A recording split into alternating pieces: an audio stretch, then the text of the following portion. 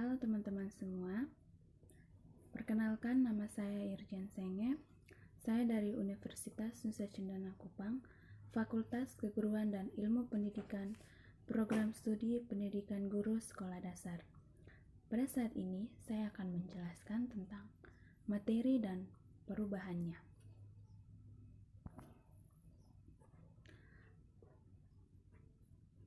Pengertian materi. Materi merupakan sesuatu yang memiliki massa dan volume serta menempati ruang. Benda-benda di sekitar kita, misalnya meja, mobil, buku, air, dan udara, juga merupakan materi. Selain menempati ruang, juga mempunyai massa. Banyak cara untuk mengetahui apakah sesuatu itu termasuk materi atau bukan. Misalnya, itu menunjukkan udara menempati ruang ditunjukkan oleh balon udara yang mengembung bila ditiup. Cahaya dan sinar bukan merupakan materi, sebab tidak menempati ruang, materi atau zat. Yang berikut, zat tunggal terdiri dari beberapa unsur. Yang pertama,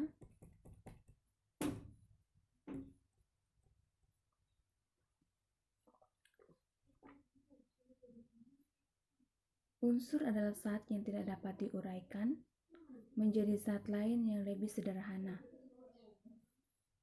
Contohnya, unsur besi tidak dapat diuraikan menjadi zat lain, tetapi hanya dapat diuraikan menjadi atom besi.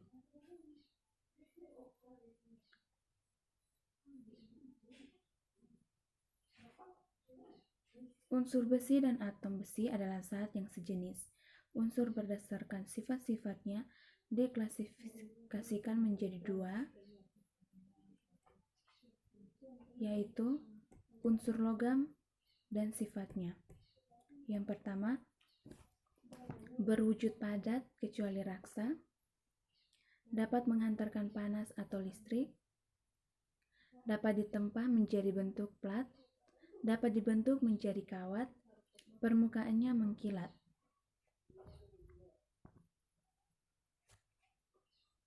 Yang berikut sifat unsur bukan logam. Yang pertama, tidak dapat menghantarkan arus listrik, tidak dapat menghantarkan panas, berwujud padat atau gas. Yang termasuk unsur bukan logam, yang pertama karbon, lambang C, oksigen, lambangnya O, hidrogen, lambangnya H, nitrogen, lambangnya N. Yang berikut senyawa.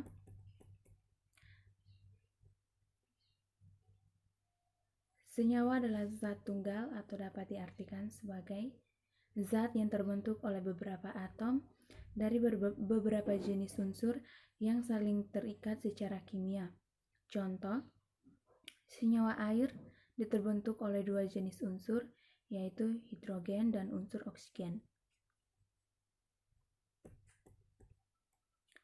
Senyawa dapat diklasifikasikan menjadi dua senyawa. Yang pertama, senyawa organik dan senyawa anorganik. Senyawa organik adalah senyawa yang berasal dari makhluk hidup atau yang terbentuk oleh makhluk hidup atau organisme. Jumlahnya jauh lebih banyak daripada senyawa anorganik, karena setiap senyawa mengandung unsur karbon yang tergolong. Senyawa organik contohnya gula pasir berasal dari pohon tebu, alkohol yang berasal dari fermentasi atau larutan gula. Yang berikut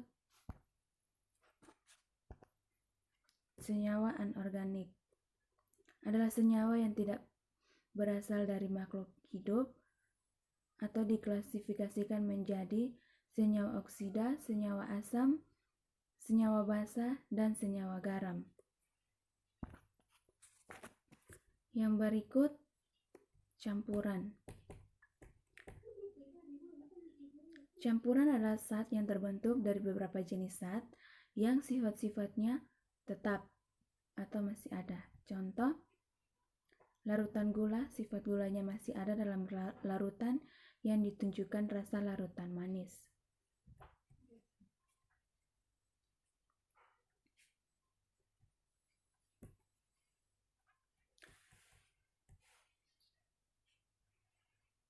Zat yang terbentuk dari beberapa jenis zat adalah beberapa campuran.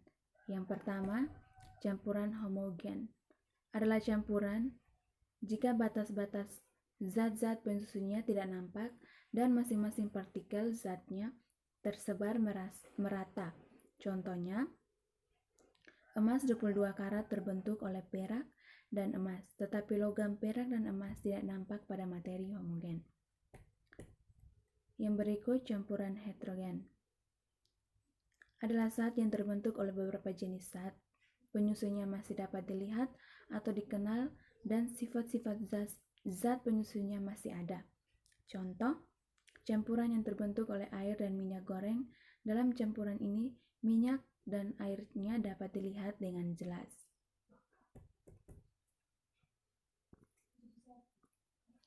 Yang berikut pemisahan campuran. Sebagian besar terdapat sebagai campuran untuk memenuhi kebutuhan zat murni atau zat tunggal. Dalam memisahkan zat murni dari campuran, yaitu dengan cara ada 4. Yang pertama, pengayakan.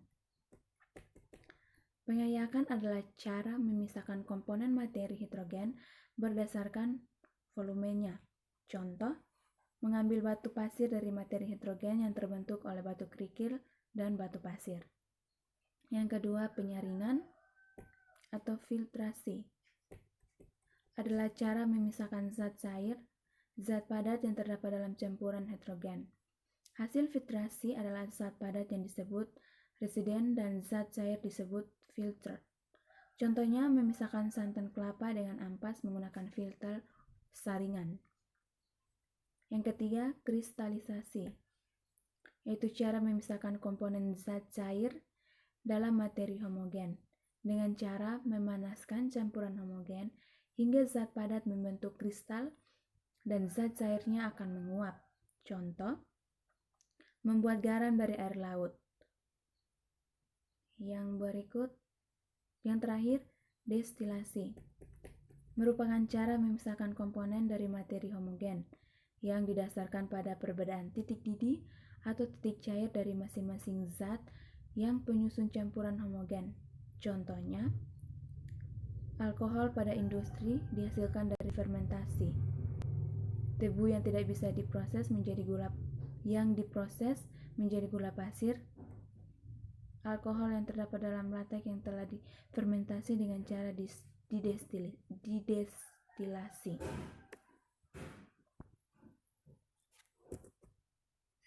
Yang berikut, wujud materi.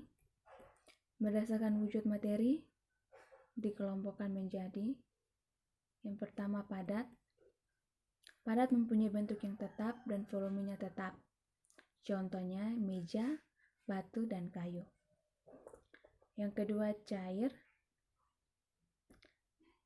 Mempunyai bentuk yang mudah berubah sesuai tempatnya, sedangkan volumenya tetap. Contohnya, air, minyak, dan sirup. Yang berikut, gas. Gas mempunyai bentuk yang mudah berubah sesuai tempatnya. Contoh, udara, oksigen, dan nitrogen.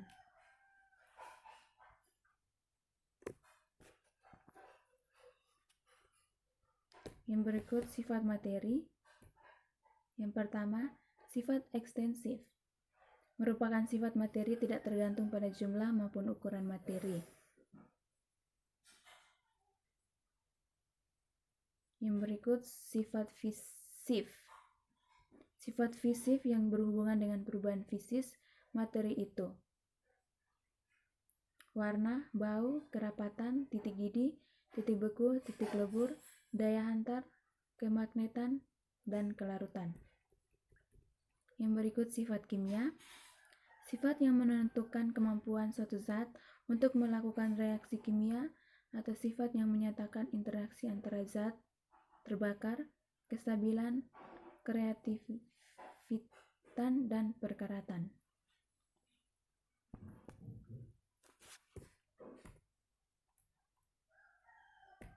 Yang berikut perubahan materi. Perubahan materi adalah wujud materi tidak selalu tetap. Setiap materi yang mendapatkan perlakuan tertentu pasti akan berubah, baik wujud maupun bentuknya. Perubahan wujud tersebut dapat berlangsung secara fisika, kimia, dan biologi. Yang pertama, perubahan fisika. Perubahan fisika adalah perubahan suatu zat yang tidak menghasilkan zat baru dan dapat diubah kembali menjadi zat semula. Perubahan fisika sering disebut sebagai perubahan yang bersifat sementara. Contohnya, perubahan pada air jika air didinginkan akan membeku menjadi es dan dipanaskan akan kembali menjadi air. Yang berikut perubahan kimia. Perubahan kimia adalah perubahan suatu zat yang menghasilkan zat baru dan tidak dapat diubah menjadi zat semula. Perubahan kimia bersifat tetap. Contoh, perubahan kertas yang dibakar, kertas akan berubah wujud dan bentuknya menjadi abu. Abu itu tidak dapat diubah lagi menjadi kertas dengan perlakuan apapun. Yang terakhir, perubahan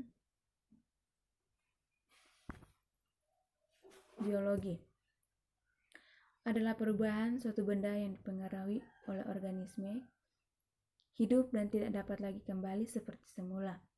Contoh, perubahan pada buah yang membusuk. Setelah membusuk, buah tidak dapat lagi menjadi segar walaupun didinginkan atau diperlakukan apapun.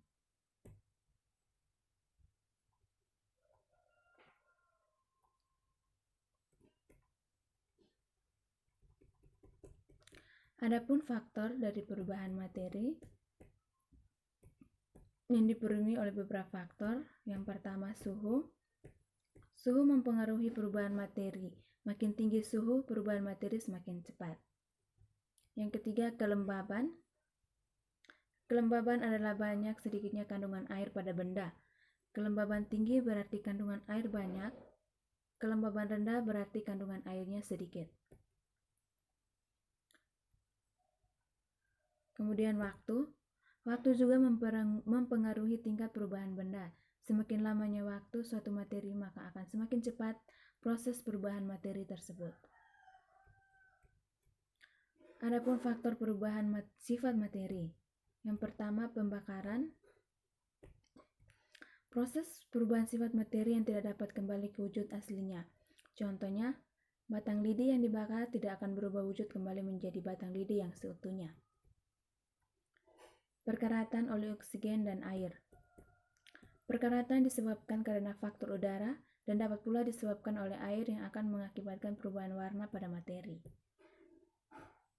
Contoh, besi jika dibiarkan terlalu lama terbuka dan suhu yang rendah, maka akan terjadi perkaratan yang ditandai dengan munculnya warna kuning kecoklatan pada materi tersebut. Yang berikut, pemanasan akan mengakibatkan suatu sifat materi yang semula padat dapat meleleh atau mencair. Pemanasan dapat dilakukan dengan cara memberikan suatu sumber panas seperti sinar matahari, api, belerang pada materi lain yang berbeda. Contohnya, air di sungai yang terkena panas matahari akan hangat. Yang berikut, pembusukan. Pembusukan dapat terjadi karena ada bakteri dan kandungan air yang berlebihan serta faktor udara yang mengakibatkan suatu materi tersebut membusuk. Contohnya, buah sekama atau 1 bulan jika diletakkan di tempat lembab akan mudah sekali mengalami pembusukan. Yang berikut, pendinginan adalah diturunkannya pada suatu materi. Contohnya, ikan segar dibekukan dengan menggunakan es agar tidak mudah membusuk. Yang berikut, tekanan. Pemberian tekanan akan mengakibatkan sifat benda berubah. Contohnya, plastik dapat berubah bentuk apabila ditekan.